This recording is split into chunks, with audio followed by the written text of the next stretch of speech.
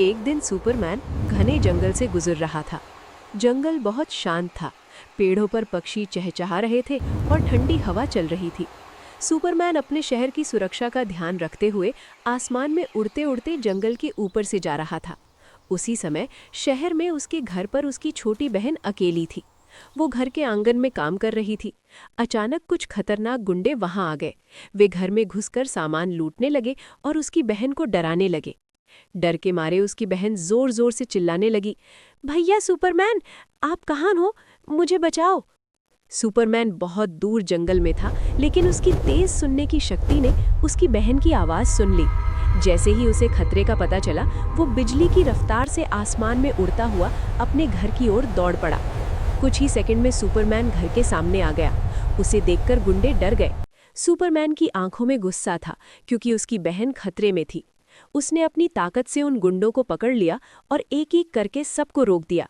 गुंडे डर कर भागने लगे, लेकिन सुपरमैन ने उन्हें पकड़कर पुलिस के हवाले कर दिया। अब घर में फिर से शांति हो गई। सुपरमैन की बहन खुशी से अपने भाई के पास दौड़ी और बोली, भैया, अगर आप समय पर नहीं आते तो पता नहीं क्या हो जाता। एक दिन स्पाइडरमैन शहर की ऊंची ऊंची इमारतों के बीच झूलते हुए उछल कूद कर रहा था। हवा तेज चल रही थी और लोग नीचे खड़े होकर उसकी बहादुरी देख रहे थे। तभी अचानक उसके कानों में एक जानी पहचानी आवाज गूंजी, स्पाइडरमैन, स्पाइडरमैन, मेरे बेटे जल्दी आओ। ये आवाज उसकी दादी की थी। स्पाइडरमैन तुरंत चौकन्ना हो गया।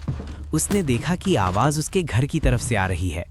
दादी घबराई हुई थी और चिल्ला रही थी, बेटा जल्दी आओ, हमारे घर में कुछ गुंडे और चोर घुस आए हैं। ये सुनते ही स्पाइडरमैन बिजली की तरह तेजी से इमारतों के बीच झूलता हुआ अपने घर पहुंचा।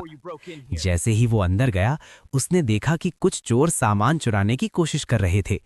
स्पाइडरमैन ने जोर से कहा, रुको, अब तुम कहीं नहीं भाग सकते। फिर शुरू हुई जबरदस्त लड़ाई। स्पाइडर भाग गए। जब सब शांत हो गया, तब दादी धीरे धीरे उसके पास आईं। उनकी आंखों में खुशी के आंसू थे।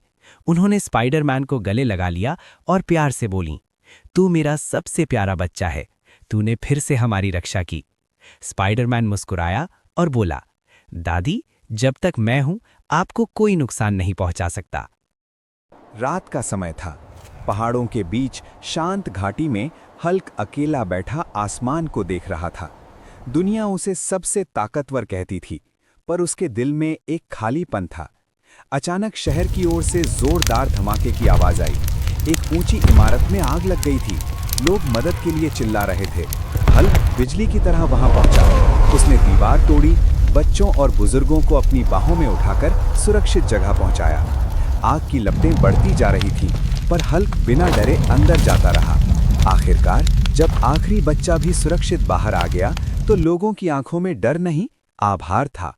एक छोटी बच्ची ने आकर कहा, आप सबसे बड़े हीरो हो।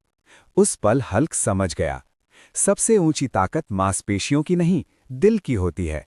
उस रात आसमान पहले से ज्यादा चमक रहा था और हल्क के दिल में भी। यह वीडियो अच्छी लगी तो लाइक सब्सक्राइब करना ना भूलें।